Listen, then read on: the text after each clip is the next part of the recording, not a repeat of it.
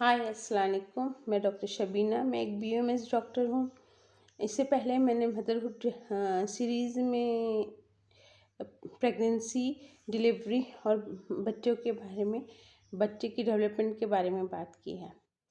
लेकिन आज एक मैं बहुत ही कॉमन प्रॉब्लम के बारे में बात करना चाह रही हूँ, जो कई साल पहले तो बहुत कम देखने में मिलती थी, ना के बराबर, लेकिन कुछ सालों से बहुत ज़्यादा कॉमन है कि लड़कियां का पीरियड इरेगुलर हो जाता है। इनफर्टिलिटी रेट ज़्यादा हो गया है। तो आप समझ ही गए होंगे, अगर आज हम किसी को, शायद इससे पहले कभी किसी को हमने पीसीओडी के बारे में बोला होता तो शायद वो नहीं समझ रहा होता। लेकिन अब अगर मैं पीसीओडी बोलूँ तो तकरीबन सभी लोग समझते हैं। इसको हम पीसीओडी भी बोलते हैं, पीसीओएस भी बोलते हैं। तकरीबन ये बेसिकली ना दोनों सेम ही होता है। इसको हम इस तरह समझेंगे कि जो पीसीओडी ने, पॉलीसिस्टिक ओवरियन डिजीज़ जो होती है ना, वो सिर्फ ओवरी तक ही मतलब लिमिटेड रहती है। और जो पीसीओएस बोलते हैं ना, तो ये इस बॉडी के दूसरे पार्ट पे भी इसका जो असर होता है ना, वो दिखने लगता है। जैसे डायबिटीज़ हो सकती है, हाइपरटेंशन हो सकता है, ओबेसिटी हो सकती है, एक्ने हो सकते हैं, मतलब पिंपल्स होते हैं, नींद के उसमें प्रॉब्लम हो सकती है, मतलब नींद डिस्टर्बेंस होता है।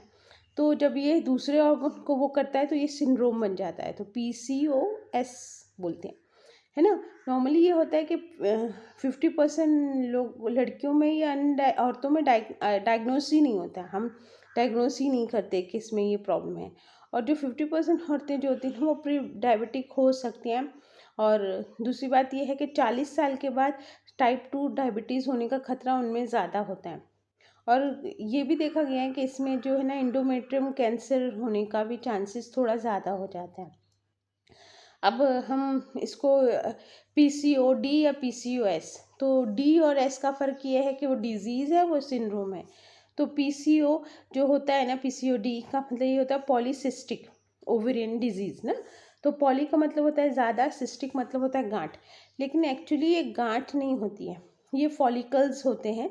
जो हमारा क्या होता है कि ये फॉलिकल में बिगाड़ आ जाता है, ये काम करना नहीं करती है सही।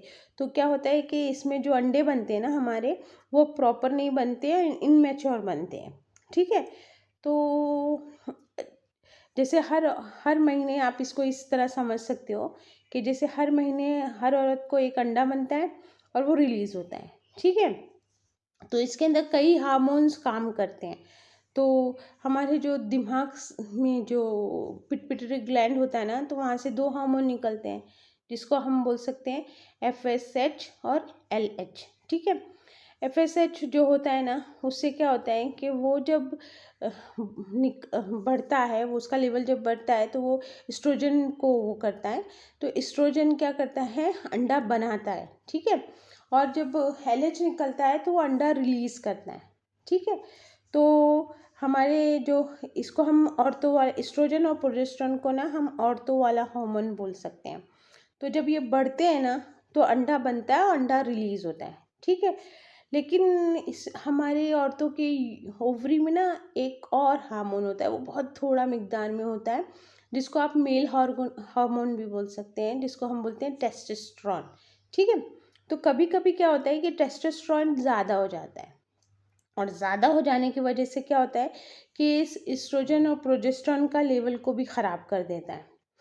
जब ये एस्ट्रोजन और प्रोजेस्टेरोन के लेवल को ख़राब कर देता है ना, तो उसकी वजह से क्या होता है कि अंडा इमैच्योर बनता है, प्रॉपर बनता नहीं है।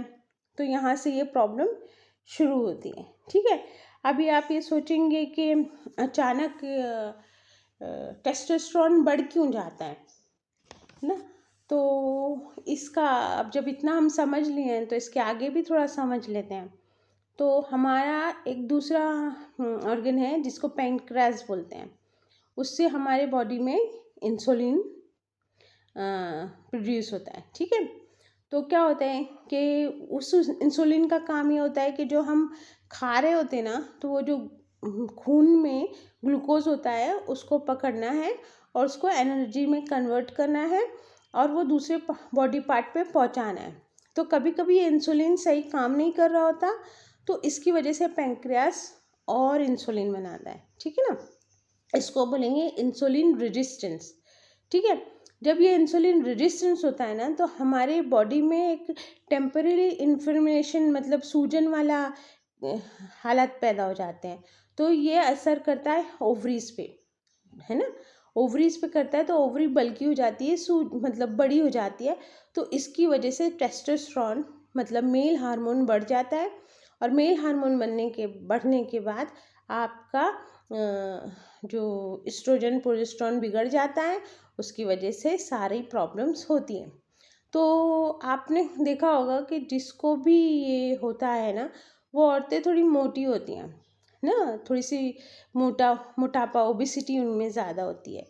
तो ये मेन चीज़ अभी आपको समझ में आ गया होगा कि ये सिर्फ हमारी ओवरी तक का कोई प्रॉब्लम नहीं है, ये हमारी लाइफ स्टाइल से भी ताल्लुक़ रखता है।